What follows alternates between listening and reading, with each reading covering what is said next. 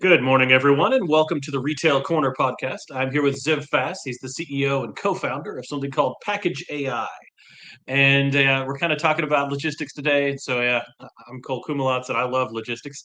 And so, Ziv, can you just so people who don't know you, can you kind of give us like a little bit of a path as to how you started AI, or not AI in general, how you started Package.AI?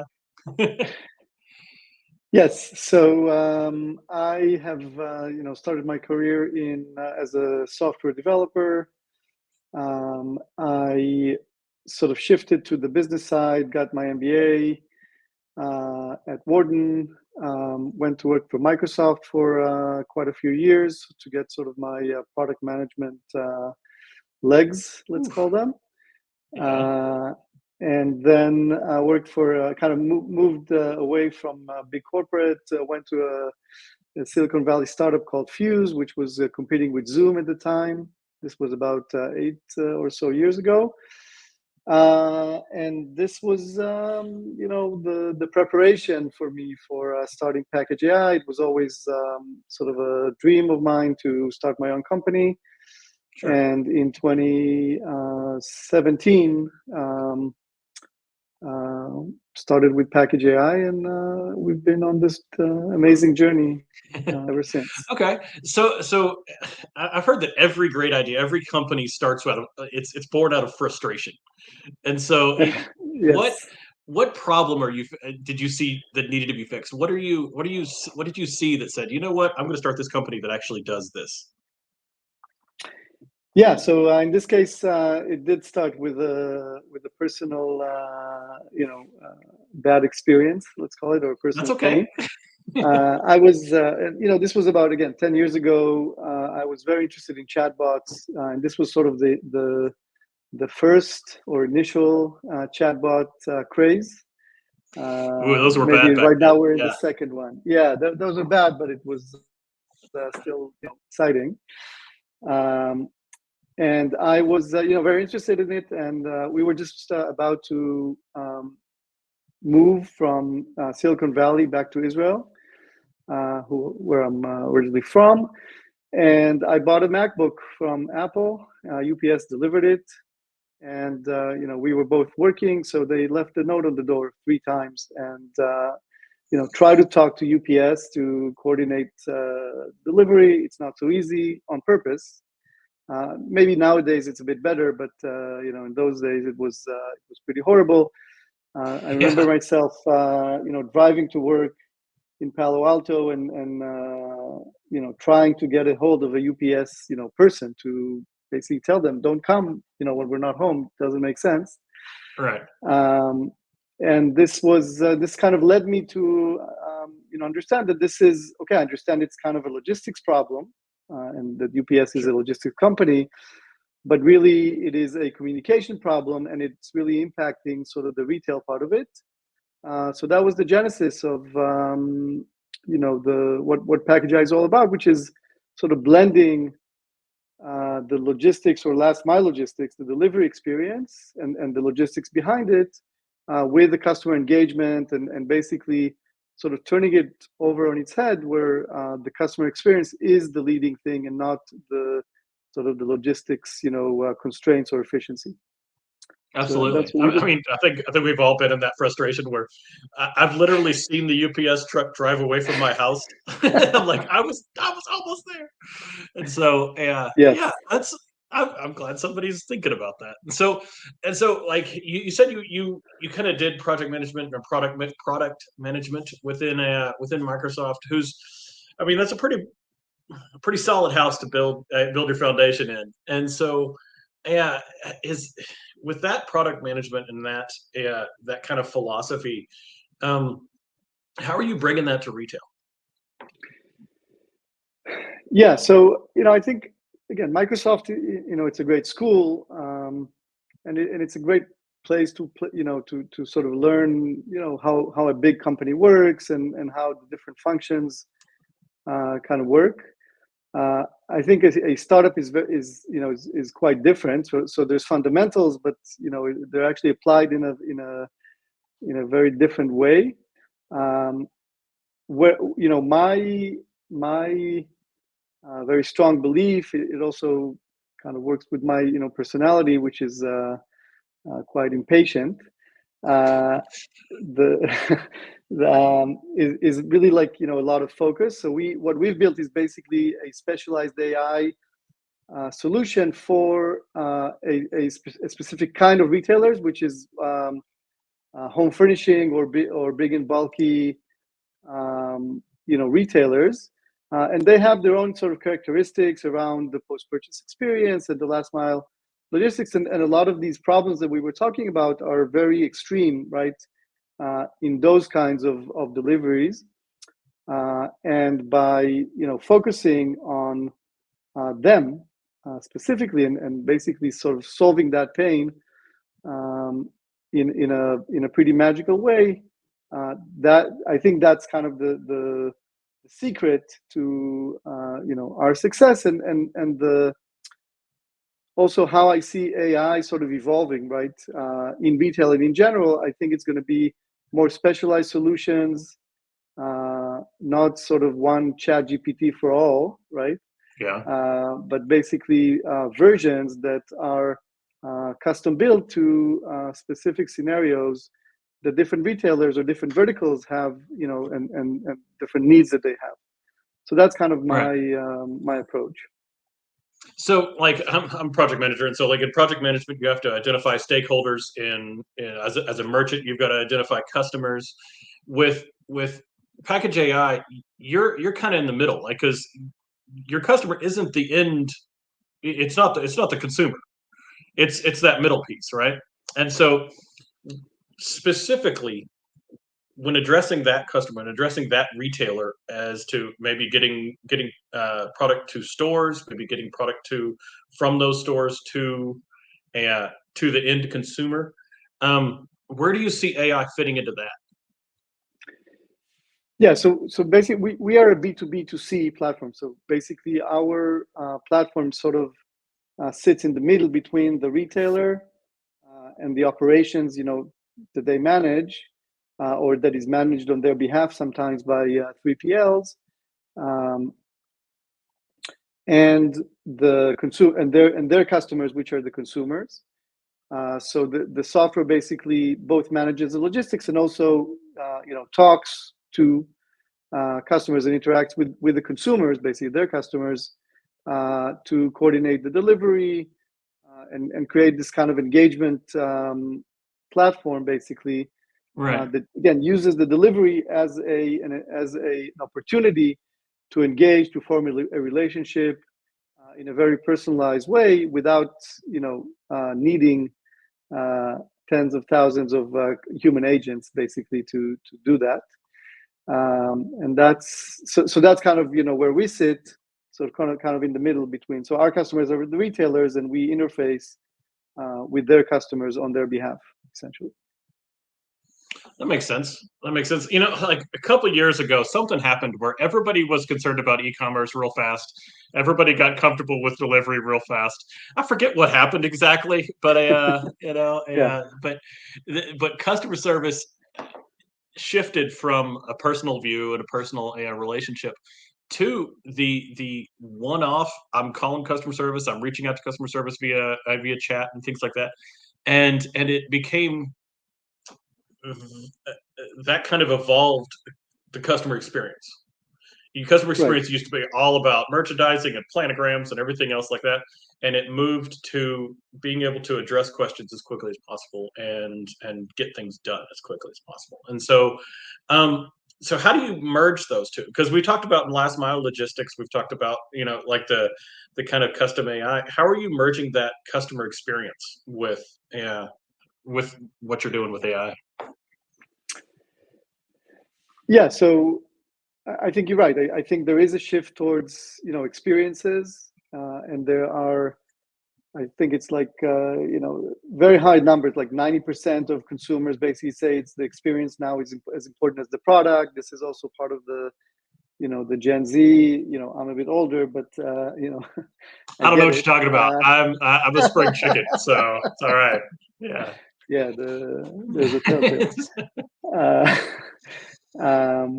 but experience, matters a lot, and I think there is sort of a trade-off between logistical excellence and reduce costs and efficiency and sort of customer experience. And I think I would say traditionally, especially in these verticals, for the home furnishing, they've always invested in delivery fleets, typically kind of controlled by them. So this is not a new concept for these companies, even as e-commerce is evolving and they're moving more and more to e-commerce, sort of from brick and mortar. But they've always, the post-purchase experience has always been for them something that they invested in, and because again, Sure. when you buy a large sofa, you typically don't carry it out yourself; it gets delivered. So I don't think this is new to them. I Yeah. think the concept that is new is that before Package.AI comes in, merging the logistics and customer engagement into a single solution, a single software solution. Typically, there were kind of two silos, right? You have kind of the logistics management software, where it's all about, again, the efficiency and landing, like they call it landing product, right? It's like making sure there's somebody home, getting into your home, and placing the product there, and that's more the logistics sort of goal. And then you have different solutions that are more customer communications platforms, that allow you to chat and connect you to a human and attempt to get answers very quickly. Right. But as long as these systems are siloed and separated, there's always kind of the chance, and where the consumer sort of falls in the middle, right? Like you can get a hold of somebody quickly, but they don't know the answer, quickly enough. And there's a lot of micro stress, as we were talking in the beginning. There's a lot of micro stress around these deliveries, especially for kind of big and bulky, expensive items, right? That sort of you need to be home. And if Sure. I'm 10 minutes late, is the driver still going to be there? Is he going to wait for me? It's like I call it micro stress, right? It's not oh my god, but it's like we It's feel not the end of the stressed world, about it but when it it builds happens. up. Yeah. Yeah. It builds up, and it's like it's not fun when you feel like powerless, right? Because you don't need you can't talk to anyone. You have to call an 800 number and wait until somebody responds. You don't know exactly what you're talking about. So what basically the concept was, okay, let's build a software that has the intelligence of the operational management, but also has the intelligence of the engagement and the communication platform. And if you bring those together and manage it sort of within the same software system, you can get better answers, quicker answers, immediate answers. You can change the logistics based on the customer needs, which is not typically flexibility is not a hallmark of logistics operations. Yeah. But basically, again, as long as you remember that the goal is the retail, right? It's not the logistics is serving the retail. It's not the opposite way around. I think we've basically created a different concept, a different almost product category in the market that basically blends these two. And if you think about AI or artificial intelligence, that is not just a communication intelligence to sound like a human, sound like a human, but actually has all the data Actually be useful about the logistics, actually be useful. Yeah, actually be useful, actually be useful, which is what it's supposed to be at the end of the day. I guess so once you're making those integrations, once your silos are starting to talk to each other, and your customer service is getting that access to that data, and you want to kind of integrate that AI piece, what's the biggest headache that you're coming across when it comes to actually layering this onto maybe the existing systems or the existing people that are there? Let me think about how to answer that. I think so part of the headaches is you just need to, it's in some cases you just need to change processes of how you did things in the past, right? Suddenly you have, what happens a lot of the times is that suddenly your customers have a voice, right? This is like the biggest change. It's the biggest upside for your consumers, because now they can talk to you, right? Like you've opened up a channel of communication that was not really available. So you've given them a voice, which is great. That's like, as humans, when we get a voice, we're happy. Like even if not everything works as expected, as long as we feel that we're being listened to and that we are cared for in a way, Right. it builds the relationship and creates trust. Even again, if not everything goes perfectly. So that's like the upside. But on the other hand, now you're in a position where you have to answer a lot of these these queries, basically these questions that come from customers, and like where is the driver? When are they going to be here? Can I move my delivery to the morning versus the afternoon? So I think again, if you need to have a software in place that will help you manage all of these queries in a not everything can be automated, and not everything should be automated, but at least manage some of this volume. Again, so you would need to double your agent labor force right now, right? Like that's not the point. Right. So having that human component is still very important. Is still a paramount point. Critical. Absolutely. And I think, there's a lot of talk, right, about AI, with kind of, ChatGPT being the poster child of AI. And ChatGPT, talk to CEOs. seeking trillions of dollars to make new chips and things like that just to keep up with the demand that we're going to be seeing, because that's where we are right now. Is everybody's thinking about, okay, well, there's this new toy of AI, and how do we make it fit into everything possible, And so everything possible. Yes. And so let me ask you kind of a personal question. Like nobody has the entrepreneurial spirit. Nobody kind of has just the drive. I don't think people are born with that, right? I think that's kind of a learned behavior. And so when you can disagree with me as you want to, that's fine. But the entrepreneurial spirit and taking care of business, solving problems, that kind of thing, that's got to come through mentorship. And so have you had any mentorship throughout your career or life? Yes, absolutely. And maybe we can start with the first statement that you made, that entrepreneurship is not you're not born with it. I would actually argue that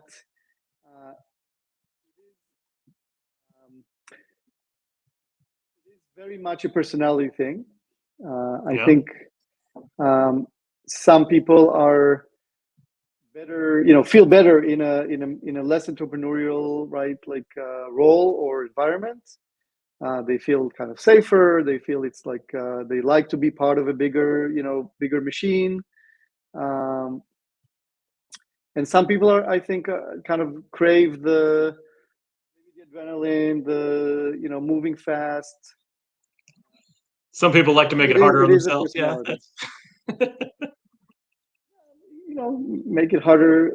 It can be harder. Listen, there are some corporate jobs that are super, super hard and very stressful. Like I don't think only in startups is it very hard. Although of course the level of it can be very stressful at times to start and sort of grow a company.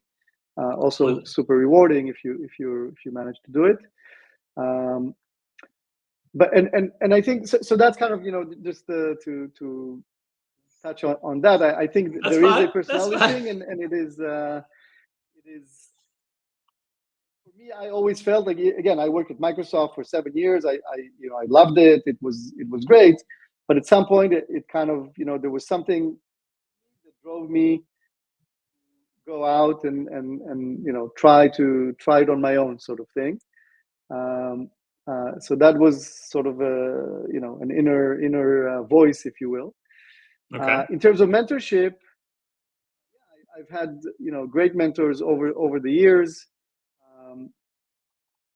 I think it's important to take.